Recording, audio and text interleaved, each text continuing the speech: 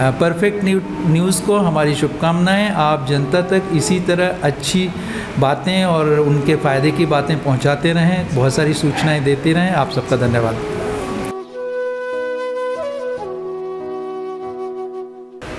नमस्कार, आप देख रहे हैं परफेक्ट न्यूज़ और मैं हूं आपके साथ सुपर्णा। जैसा कि हम जानते हैं, कोरोना एक विश्वव्यापी महामारी के रूप में सबके सामने आई है।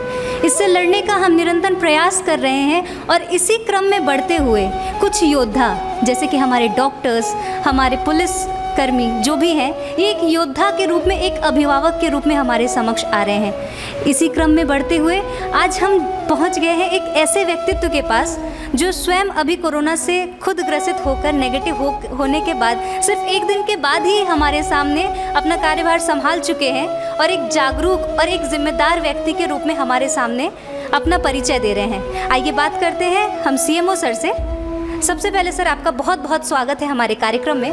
आपको परिचय की आवश्यकता नहीं है और ईश्वर से कामना करते हैं कि आपका स्वास्थ्य वैसे तो नेगेटिव हो चुका है, लेकिन जो भी आपको कमियां हुई है शरीर में, जो भी क्षति हुई है, वो बहुत जल्दी पूर्ति हो जाए। तो जैसे कि सर, इस समय कोरोना एक बहुत ही महामारी के रूप में फैल गई है, इसकी कोई वैक्सीन नहीं मिल पाई है।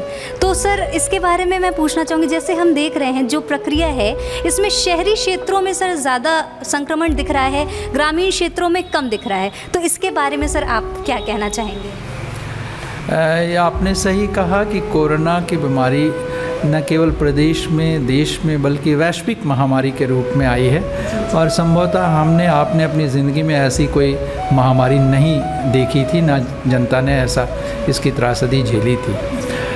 परंतु इसमें महामारी है, अच्छी बात तो नहीं है, लेकिन इसमें एक अच्छी बात है कि 80 से 90% लोग केवल सिम्टम्स थोड़े बहुत आते हैं या एसिम्प्टोमेटिक रहते हैं और ठीक हो जाते हैं।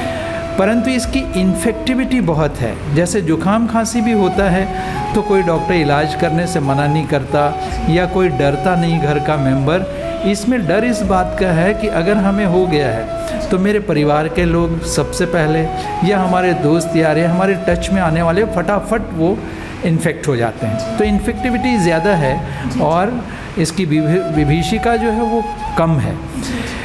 ये ख़तरनाक उन लोगों के लिए हो जाता है जो +60 हैं, 60 साल से ऊपर के लोग हैं, कोमॉर्बिड फैक्टर यानी उनको diabetes, blood pressure, kidney disease, heart transplant, heart का ऑपरेशन, ट्यूबरकुलोसिस, HIV, ये सब बीमारियां पहले से अगर मौजूद हैं तो कोरोना का असर उनके ऊपर काफ़ी अधिक पड़ता है। और एक्चुअल में कोरोना से डेथ नहीं होती, बल्कि कोरोना पॉजिटिव आप हैं और आपकी कोई भी बीमारी, हार्ट अटैक से डेथ हो सकती है, किडनी फेल्योर से डेथ हो सकती है, रेस्पिरेटरी फेल्योर से हो सकती है। बट अगर आप कोरोना पॉजिटिव भी हैं तो ये कहा जाता है कि कोरोना से डेथ हो गई, पर ऐसा नहीं है। कोमॉर्बिड फैक्टर वालों की डेथ ज़्यादा होती है। आज के सिनेरियो में हमारे गोरखपुर में करीब आज तक 26 अप्रैल को पहला केस हमें मिला था पॉजिटिव। उसके पहले हम ग्रीन जोन में थे। करीब 7,500 केसेस अभी तक आ चुके हैं, जिसमें हम 4,500 लोगों को बिल्कुल ठीक करके भेज चुके हैं अपने संस्थानों से। और बाद में जुलाई के महीने में होम आइसोलेशन की एक पॉलिसी उत्तर प्रदेश सरकार ने लागू की। उसमें हम उन लोगों को होम आइसोलेट कर देते हैं जिनके यहाँ होम आइसोलेट होने की सुविधा है, यानी उनको एक रूम हो, उसमें टॉयलेट अटैच हो, अन्य लोगों से वो अलग रह सकते हों, उनके किसी तरह के गंभीर सिम्टम्स ना हों और ख़ास करके उनके comorbid factors, diabetes, hypertension, kidney disease, ये सब चीज़ें ना हो, तो हम उनको अलाउ कर देते हैं कि आप अपने होम क्वारंटाइन में रहिए। और उनकी देख रेख के लिए एक तो हम लोग टेलीफोनिक कांटेक्ट करते हैं उनको कम से कम दिन में 2 बार। दूसरा, हमारी रैपिड रिस्पांस टीमें बनी हुई हैं। वर्तमान में हमारी करीब 50 टीमें काम कर रही हैं और वो टीमें उन पर्टिकुलर एरियाज़ में सेक्टर वाइज उनको हमने काम दिया है। उन पर्टिकुलर एरियाज़ में जो लोग पॉजिटिव हैं उनके पास जाते हैं, उनके पल्स ऑक्सीमेट्री करते हैं, उनके टेम्परेचर देखते हैं और उनके घर के अन्य सदस्यों प्लस जो पॉजिटिव हैं उनका, इन सब का वो लेते हैं। एक तरह से उनके बायोडेटा लेते हैं कि भाई आपको क्या क्या सिम्टम हैं, आपको कोई बीमारी थी पहले से कि नहीं, और डिटेल स्टडी करते हैं और उनको एक हम किट देते हैं जिसमें वो सारी कॉमन मेडिसिन्स जो किसी एक एसिम्प्टोमेटिक पर्सन को या माइल्ड सिम्टम वाले को लेनी होती है, वो हम उनको देते हैं। तो इस तरह से उनकी देखरेख की जा रही जो होम आइसोलेशन में हैं। जो 60 से ऊपर के हैं, डायबिटिक हैं, हाइपरटेंसिव हैं, उन्हें हम घर में नहीं छोड़ना चाहते और उनको हम अपने L2 फैसिलिटी में ले आते हैं। अब हम वहाँ बहुत ही जल्द एक्सरे की सुविधा और ब्लड टेस्ट की सुविधा, क्योंकि ब्लड में जो टेस्ट होते हैं वो मार्कर्स हैं कि आदमी गंभीर हो रहा है या नॉर्मल है। एक्सरे रिपोर्ट से भी काफ़ी कुछ पता लगता है, वो हम वहाँ करेंगे। करने के बाद देखते हैं कि अगर वो बिल्कुल ठीक ठाक हैं तो फिर उनका जो पीरियड है उसके बाद हम उनको छोड़ देंगे। अगर वो गंभीर होते हैं तो हमारी 3 तरह की फैसिलिटीज़ हैं। एक तो L1 हो गई, जो बहुत ही माइल्ड सिम्टम वालों को या स्क्रीनिंग करने के लिए आजकल हम भर्ती कर रहे हैं। दूसरी L2 फैसिलिटी होती है, जहाँ कुछ वेंटिलेटर बेड्स होते हैं और कुछ ऑक्सीजन बेड होते हैं। तो अगर उसको ऑक्सीजन की ज़रूरत है या थोड़ी देर के लिए आप वेंटिलेटर की ज़रूरत हुई 1 आध दिन के लिए, तो वेंटिलेटर पे चला जाता है। उसके बाद हमारी L3 फैसिलिटी है, जो हमारी BRD मेडिकल कॉलेज है, जहाँ सुपर स्पेशलिस्ट सेवाएं हैं और सुपर स्पेशलिस्ट तैनात हैं। फिर हम उनको वहाँ भेजते हैं। तो इसलिए हमारी कोशिश है कि लोगों को बढ़िया इलाज मिल सके। अगर गंभीर हो रहे हैं तो वैसी स्थिति में L3 में उनको इलाज मिल सके और हम उनकी जान बचा सकें। तो इस दिशा में प्रशासन और हम हेल्थ विभाग के लोग, सारे लोग लगे हुए हैं। हमारी सबसे अपील है कि बचाव, ये बहुत पुरानी कहावत है, prevention is better than cure. बचाव के जितने नियम आप सबको पता हो गया, गांव-गांव को पता हो गया है कि कोरोना से बचाव के क्या नियम हैं। सोशल डिस्टेंसिंग, जिसको 2 गज की दूरी, मास्क जरूरी, एक हम लोगों ने नारा भी माननीय मुख्यमंत्री ने दिया है, वो चलाते रहते हैं। ये करें। हाथ धोने के बाद ही अपने आँख, नाक, मुंह को छुएं।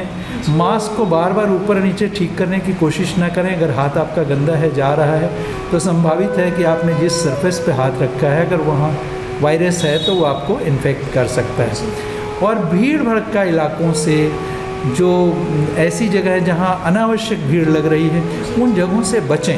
और ख़ास करके 60 साल के लोग तो ज़रूर बचें।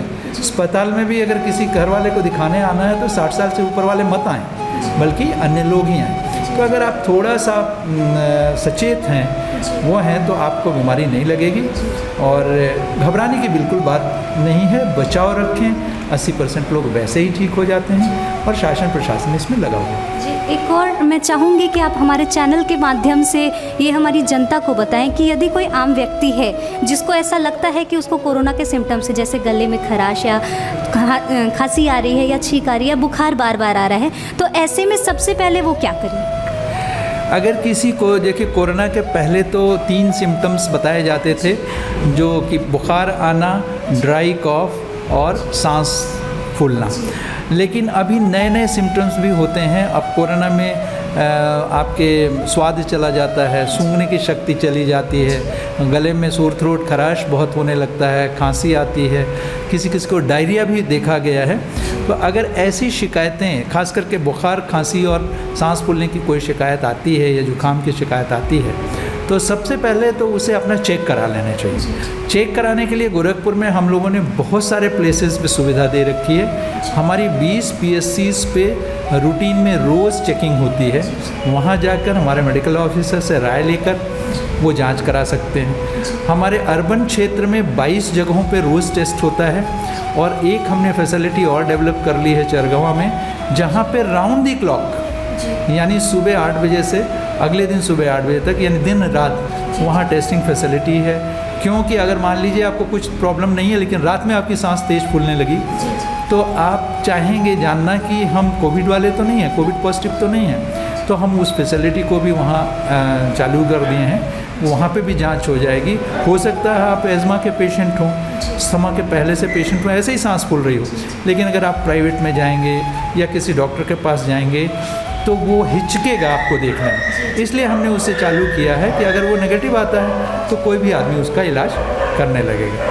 एक और सर आपसे जानकारी चाहूँगी, जैसे कि आपने बताया कि आपके 22 केंद्र हैं जहाँ पे ये जांच हो रही है, तो क्या प्राइवेट अस्पतालों को भी इसकी परमिशन है, अनुमति है कि वो ये जांच कर सकते हैं? और अगर हाँ, तो फिर क्या वो वैलिड होगा, मतलब उसको हमारे यहाँ के जो भी मेडिकल स्टाफ्स हैं या जो भी मेडिकल रिपोर्ट्स हैं उसको माने जाएंगे या नहीं माने जाएंगे?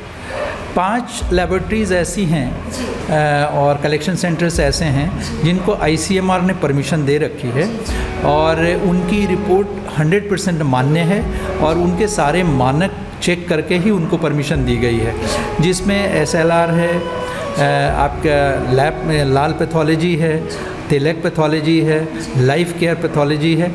इस तरह से हमारी 5-6 पैथोलॉजीज़ यहाँ एम्पैनल्ड हैं।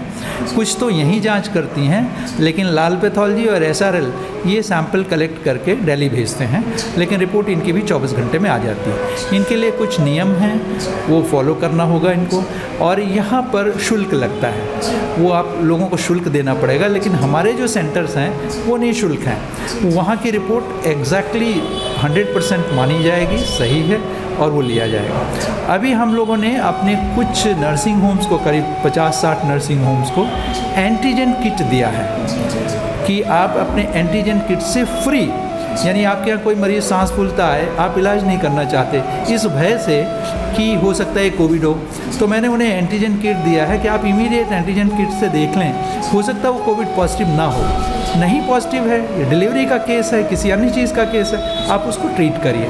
और उसकी सूचना वो इमीडिएट हमें देते हैं कि कितनी किट का टेस्ट आज उन्होंने किया, उसके नाम पते, उसके मोबाइल नंबर्स, वो सारा, फिर हम उसको ICMR और यूपी गवर्नमेंट की साइट पे लोड करते हैं। तो ये भी सुविधा दी गई। एक आखिरी सवाल सर मैं पूछना चाहूँगी, यदि किसी व्यक्ति की मृत्यु कोविड से हो जाती, मतलब वो कोरोना पॉजिटिव है और उसकी मृत्यु हो जाती, तो उसकी बॉडी डिस्पोजल का क्या प्रोसीजर है सर? कोविड का एक स्पेसिफिक बॉडी डिस्पोजल ICMR ने गाइडलाइन दिया है। अगर किसी भी कोविड पॉजिटिव की किसी फैसिलिटी में, किसी मेडिकल कॉलेज में, किसी डिस्ट्रिक्ट हॉस्पिटल में, किसी प्राइवेट नर्सिंग होम में डेथ होती है, तो प्रोटोकॉल के अनुसार उस पूरी बॉडी को सैनिटाइज़ किया जाता है, उसकी नाक और कान में रुई डाली जाती है सैनिटाइज़ करके, और उसको पूरा एक पॉलीथीन में रैप किया जाता है, फिर पॉलीथीन को सैनिटाइज़ किया जाता है, उसको एक बॉडी सूट कहते हैं, बॉडी बैग, जिप बैग, उस बैग के अंदर डाल दिया जाता है और बैग को अलट पलट के फिर सैनिटाइज़ किया जाता है। और मरने के बाद अगर इस तरह से सैनिटाइज़ करके हम बॉडी किसी को देते हैं तो वो नॉन इन्फेक्टिव होता है, दूसरे को इन्फेक्शन नहीं फैलाएगा। फिर भी उसके घर वालों को कैसे उसको डिस्पोज करना है, कैसे उसको अग्नि लगानी है या दबा आपको कब्र में ले जाना है, कम से कम लोग छुएं, मास्क और ग्लव्स पहन के छुएं, भीड़ भड़क्का नहीं लगाएं, बॉडी से लिपट के रोने की कोई आवश्यकता नहीं है। किसी को देखना है तो वो जिप थोड़ी सी खींच के उनका चेहरा दिखाया जा सकता है। ये इसका प्रोटोकॉल है और इसी को फॉलो करके हम लोग उसको करवाते हैं। बहुत बहुत धन्यवाद सर आपका हमारे चैनल के साथ बात करने